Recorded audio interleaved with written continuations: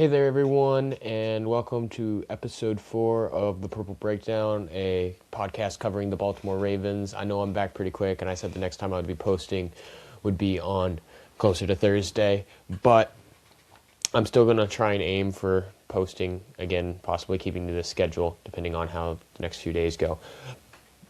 But some events happened today that I just felt I had to get out here and make a podcast right now to address what happened today, which was one, the press conference by the GM, Eric DaCosta, and the owner, Steve Biscotti, and some other news. And I just felt like I had to get out here now and just address it and make a podcast about it now before it gets late. So I'm going to jump right into it. This won't be a terribly long podcast, but there's some big updates and news. First off is that after the Steelers lost to the Texans, 30-6, not for a lack of the Steelers defense trying, because they made C.J. Stroud, well, I don't think it was just made. C.J. Stroud, he himself made a lot of mistakes in last night's game. One interception, 2 fumbles recovered by the defense. It was just not the greatest game for him for 3/4 of it. So, but the Steelers have nothing on offense, and they just couldn't bring it together, which shows what a competent defense can do to hold down the Steelers, and why the Ravens defense in the last game just didn't live up to form and hold an offense that should have been held. But Mike Tomlin has walked away from the Steelers. He's decided it's time to move on, and after this most recent loss, he's ready to move on from the Steelers and the team itself, which for me, this signals rebuild mode for the Steelers.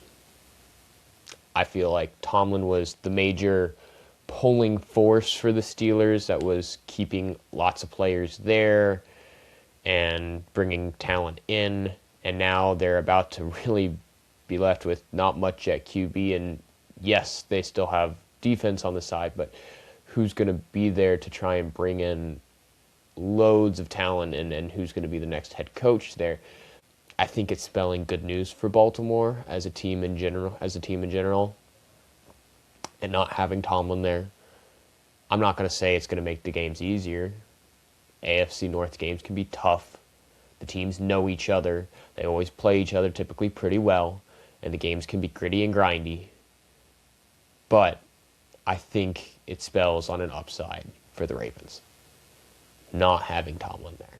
And it's interesting to think that the Browns, the Steelers, and the Ravens, all within weeks of each other, not just weeks, within a week and a half of each other, have decided to move on from their respective head coaches. The only team that's still left with their head coach in the AFC North is the Bengals. But that's beside the point. Some other news, moving on, talking about coaches being left, is coaching update. The Ravens have requested an interview with Jim Schwartz. He's the DC, or defensive coordinator, for the Browns. He's connected to the Ravens as a former linebackers coach back in the 90s. These past few years, we've seen him lead a top-rated Browns defense year after year.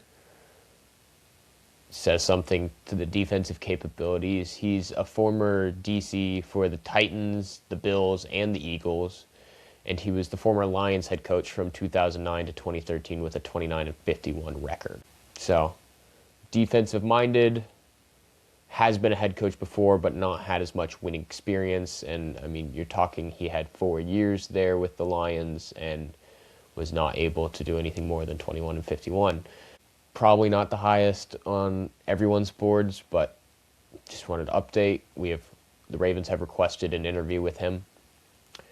The Ravens have also completed interviews with Cliff Kingsbury, and finally, Brian Flores was interviewed today, which makes me very excited to see that finally an interview has happened with him. He is, I think, should be the top candidate on the Ravens board right now, and especially if Flores comes to the Ravens. I talked about on the last podcast, I really think Durante Jones should be brought along with to help fix up that secondary.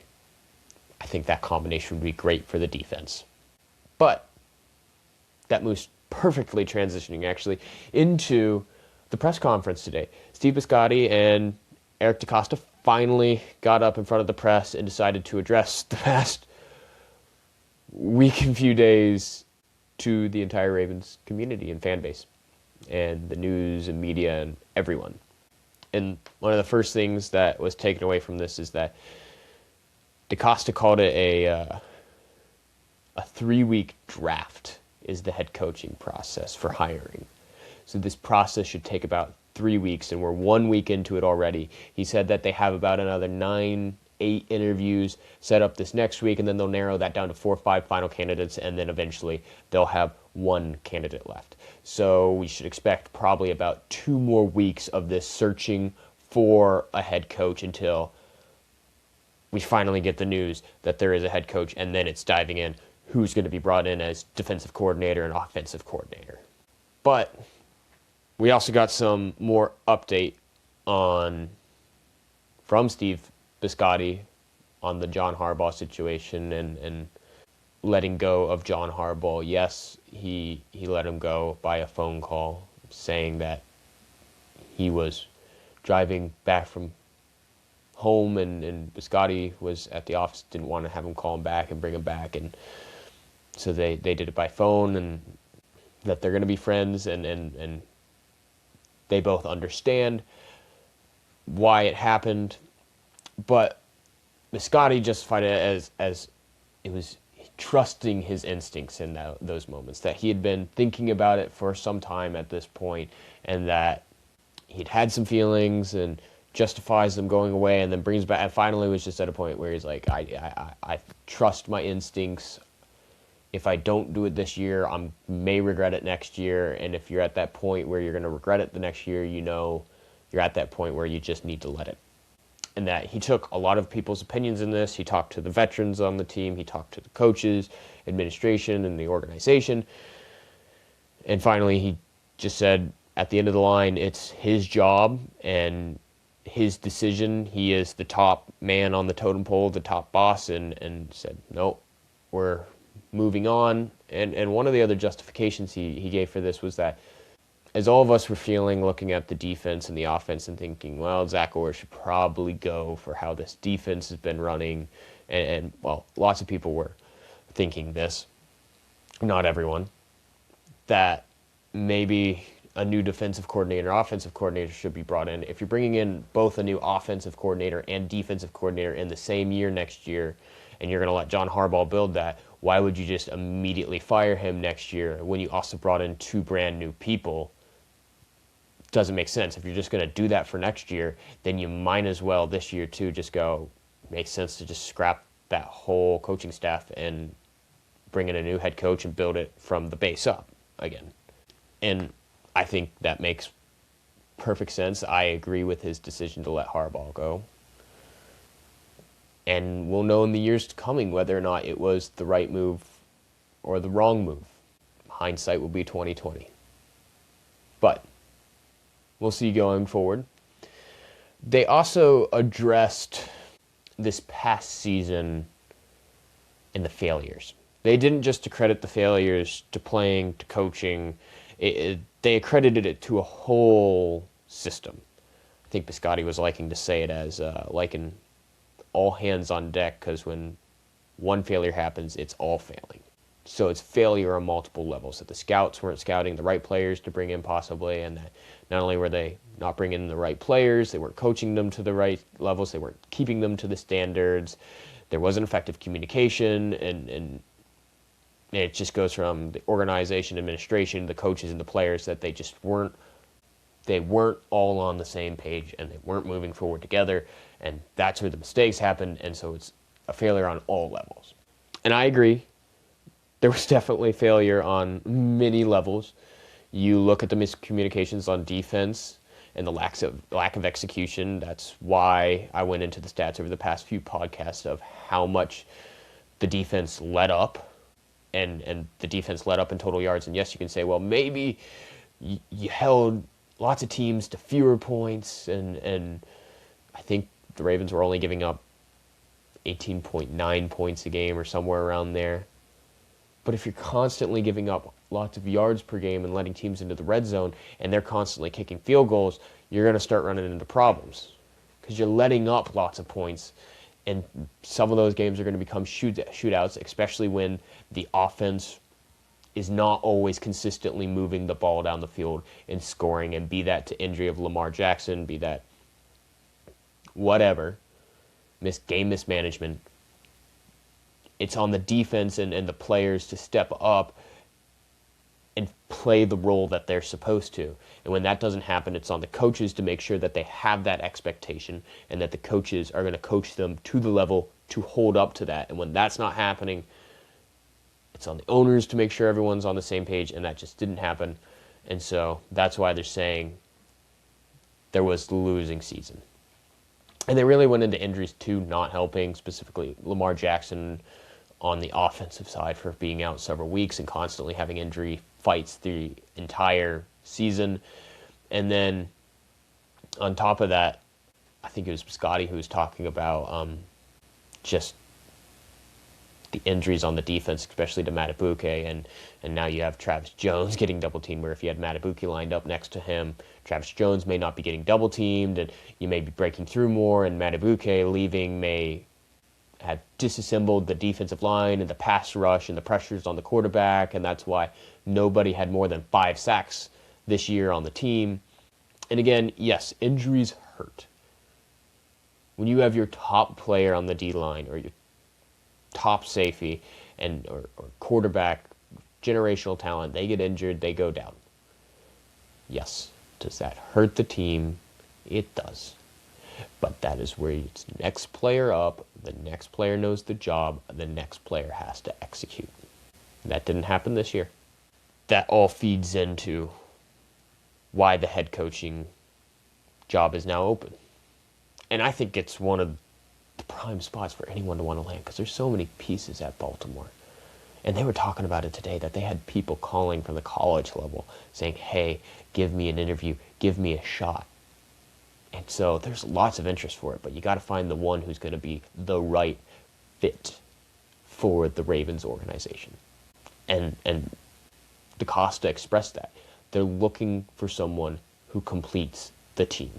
That one person, and as DaCosta put it, who knows the X's and the O's, who knows how to call the right plays. They're going to hold the players accountable. They're going to look at those inconsistencies that are happening, clean them up, get the right play calls on the field, get the communication happening. They're going to hold players accountable, coach them up, and make sure that when they go on the field, they know that they're going to play like a Raven. And I think that's right.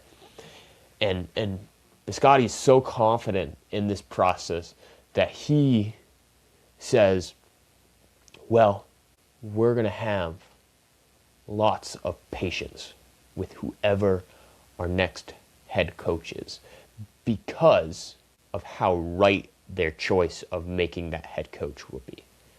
That they're going to make such the perfect fit that they're going to have lots of patience with him because he will fit the team that well. And they don't want to be going through this every 4 or 5 years. Both Biscotti and DaCosta expressed that would just be torture to them, because that's about the average time a head coach stays is 4 years. It would be torture to go through that every 4 years. They don't want that. They want another, not same coaching type per se, John Harbaugh coming in, but they want another coach that's going to stick around like Harbaugh, that's going to be there a long time, win a Super Bowl, hopefully win multiple Super Bowls, and be really successful with the organization. They don't have to do this until that coach is long down the line. And I would love to see that too.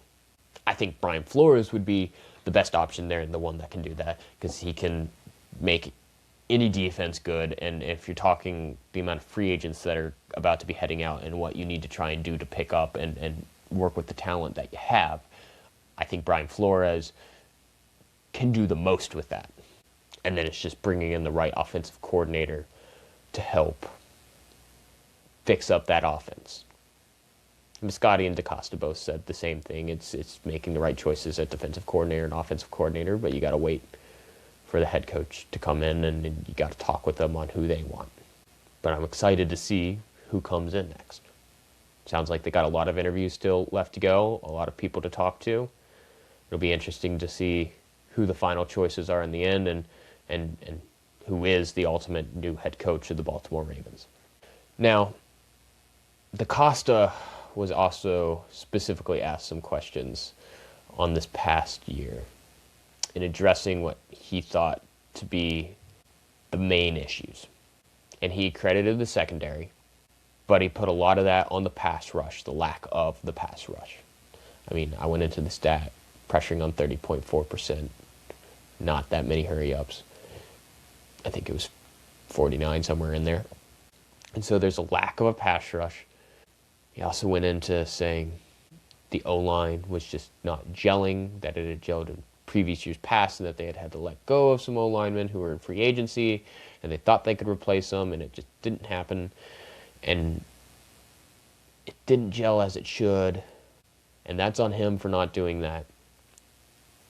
Again, next player up mentality, and honestly, I think it's a little more than that. The O-line had lots of problems this year, and specifically looking at the guards, both right guard and left guard, Voorhees and Faalele. But going forward, these two problems, those were the two main he looked at and saw. That those two main problems were the O-line and the D-line. Those are the problems that the Ravens had the most with this past season. That's what DaCosta credited it to. So going forward, addressing the O-line and the D-line, with especially the pass rush, is going to be the priority, or the priorities. Now, looking at that, lots of people were talking, and I went into it on the past episode, defensive end, pass rushing, going big names like Max Crosby, and there's multiple other big names that you could go for. Specifically, a lot of people were talking about Max Crosby, but DaCosta steered away from that conversation. He was specifically asked the question about defensive ends and spending more money to help fix the pass rush and maybe going for a trade for a big name, and he specifically addressed that he doesn't like this thought as much. He didn't say directly. He goes, if we're trading for a big name, it has to work for the Ravens organization. It has to be something that they want and is going to fit. Because he said, directly, if you go for it, there's years after years where you see a team trade for this big name. They come in and they sort of flop for the team. They don't do what they're supposed to do for the team or what they thought they were going to do for the team. And now you're saddled with a massive contract that you're paying millions of dollars on, that's sucking up cap space, and it's just not working out the way you wanted it to. So he more steered towards going forward, fixing, especially at defensive end and the pass rush and the O-line. He says going to be fixed more through free agency and the drafting. And that's how they're going to fix the team long term, is through the free agency and drafting. Which I understand. When you draft someone, you can have 4-year contract on them, rookie contract, 5th-year option on them if you execute the 5th-year option. And free agents you can sign for a long period of time too. Now, I went into it on the last episode, the Ravens cap space for this next coming year. And when you're looking at it, the Ravens have about $29.5 million in cap space for this next year, which is a decent amount. Now, the Ravens have to save some of that cap space for the rookie contracts. And we have the number 14 overall pick, and they get a $4.2 million contract, and so you're saving millions there. I think the saving that has to go on is around $15 million roughly in cap space that you have to save for the rookie. So you have $14 million. They more counted it to probably going to be closer to $10 million that they're saving as their nest egg is what DaCosta called it for free agency right now. And $10 million for free agency right now is not enough. And DaCosta even agreed with it. You have 24 people going out on free agency. If you want to bring any of them back, $10 million is not going to be enough to do that, especially with Tyler Linderbaum being one of the free agents on there. Center linchpin of the O-line. And if you franchise tag him right now, he's going to be one of the most expensive O-linemen on the market at that point, and your cap space is going to get sucked up that way. So, got to find a way to make cap space, and both Biscotti and DaCosta talked towards this, and Biscotti was asked the question, well, is Lamar Jackson your quarterback for the future? And he addressed the reporters and the media saying, yeah, he's my quarterback. So Lamar Jackson will be staying as a Raven, and they are going to be talking more than likely right now and going through this early part of the offseason before free agency for the Ravens, that contract extension for Lamar, which will open up some cap space. That alone will open up cap space, especially since you're talking nearly a $75 million cap space. I think it's $74.5 million cap hit this next year and the year after. So that'll open up some cap space.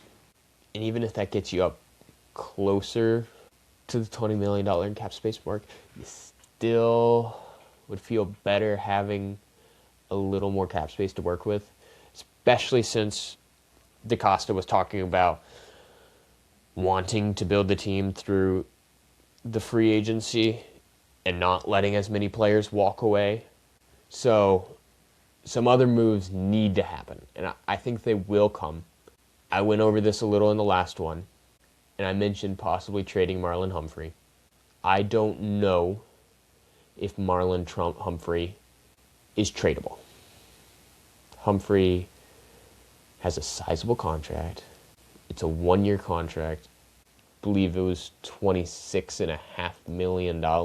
It is 26.276 to $26,276,000. $19,250,000 of that guaranteed in cash. He has a sizable contract. On 1 year, he underperformed, and he even admitted that he underperformed throughout the year. He's 30 years old, has had really good seasons in the past, dealt with a little injury this year. It's a question, can you get enough out of him next year to make him a serviceable, good cornerback? And I just don't think he can as well. He sort of reminds me of Jair Alexander. And I know that's, you're going to say, well, Alex, that's crazy to compare him to Jair Alexander. We all saw what happened with Jair Alexander this year. He came to the Ravens, and those miscommunications and lack of execution, he falls right into that same category. Dealt with injuries, has been dealing with injuries, had times where he flashed extreme greatness, and is now probably not going to get the biggest contracts anywhere anymore. Not probably, won't. So, the question is, could you trade Marlon Humphrey? And there are teams who need cornerbacks. For example, Titans need them, the Seahawks, 49ers, Steelers, Giants, Saints, the Vikings, Dolphins, Rams. You can even think the Chiefs may need one. And so there's teams out there. But would they be willing to trade for Marlon Humphrey when he has that size of a contract? I don't think it hurts to put it out there. Hurts to put him on the market. But if you cannot trade him before June 1st, you need to cut him. I think it would be best to let him walk at that point and cut him off, because you'll be saving $19.25 million. $19,250,000 you'll be saving that can go in to free agency. And now you're starting to get somewhere. Now you're closing in closer to $40 million in free agency. Okay. Still got to save $15 million of that, so you have more. $35 million maybe that you're working with in free agency, $30 million. You can work with that. I think you have to make some trades. And who I'm putting on the trade block first, Mark Andrews. He has a $16 million cap hit this next year. If you could trade him, you could get $11 million of that saved. That's another $11 million right there. And there's teams out there that need tight ends. The Falcons need one. The Jaguars could use one. Chiefs could use one with Travis Kelce going. Chargers could use one. The Dolphins need one. You could argue the Patriots need one. The Giants don't have anything there again. The Eagles could use one, and the Bucs could too. So there's teams out there that could use a tight end that you could go either picks or go for find ways to improve the D-line and the edges and linebackers that are good at rushing and anything that can get the rush back. And DeCosta said too that he's willing to make trades. Like, they've done it in the past. But they have to be for the right price. So I think the Ravens are not going to be going for these big budget defensive ends that, like Max Crosby, that could play like a Raven and be absolutely great. I just don't think they're going to go for that off of what DeCosta said at this previous press conference, as having mentioned and said, hey, they take up lots of salary cap and lots of times they just don't pan out. I don't think he's willing to take that risk, and that's why they're leaning towards free agency and the draft to develop and bring in more players. So can you trade Mark Andrews and get somebody who's younger, cost less, and you can develop and build up, and especially having the right head coach to help develop? I think, again, that's Brian Flores, but I wouldn't expect to be looking out there and seeing the Ravens making a massive trade for a big name defensive line, defensive end, because I don't think DeCosta is willing to make that right now. It would have to be, in his own words, the right move for the Ravens. Not his own words, but interpreting what he said. Again, not willing to make trades, but they have to be more on the budget end. So I think you could get a lot more younger talent for Mark Andrews and save $11 million there. And then that's going to open up cap space to go on to the market for free agency and find help with the pass rush. And there's people who are going to be coming on to the free agency market here. I mean, Hendrickson will be out there, Khalil Mack, Hassan Reddick, Joey Bosa, Leonard Floyd, Danico Autry, Gross Matos. So there's players out there. It's just, what do you see worth with and what can you develop on? I think first and foremost, too, the pass rush and the O-line are not the only problems. I think depth at wide receiver needs to be added on. I think you need to add more depth onto the secondary, too. And also, at the same time, address the pass rush and the defensive end, and adding depth at running back with Keaton Mitchell going on free agency too, that you at least have depth behind Derrick Henry, especially with one more year left on Derrick Henry's contract. So going forward, got to find ways to add depth and fix these up, and the combo that's going to be used to solve this is the free agency and the draft. That's DeCosta's ways forward. So you got to hope the Ravens draft really well this year with the 14th overall pick, which is higher than we've had in a long time. So there's some names out there no longer looking ahead and going, oh, well, we're the, 24th, 25th, 26th pick in this draft. There's a lot of people ahead of us. No, there's only 13 ahead of the Ravens this year. That leaves some talent there, some good talent to find. So that's about all I have for today. Going forward, I'm going to start with a plan to help fix the defense, because DeCosta agrees defense needs to be fixed first. Love it. Love the plan going forward. Fix the pass rush. I like that. I like hearing that. And that's what I'm going to focus on with the next podcast is, what are the key pieces to bring back for the Ravens defense? How can you make a trade for the defense possibly, and what would a good defense going forward for the next season look like. I'd like to thank everyone for listening in and tuning in. If you're on YouTube, please subscribe, like the video, and comment down below. Anyone that leaves a comment, I'll respond to. I love the conversations. If you're on Spotify, review the podcast, please. Thank you all so much for coming in. Share the video. I will see everyone next time.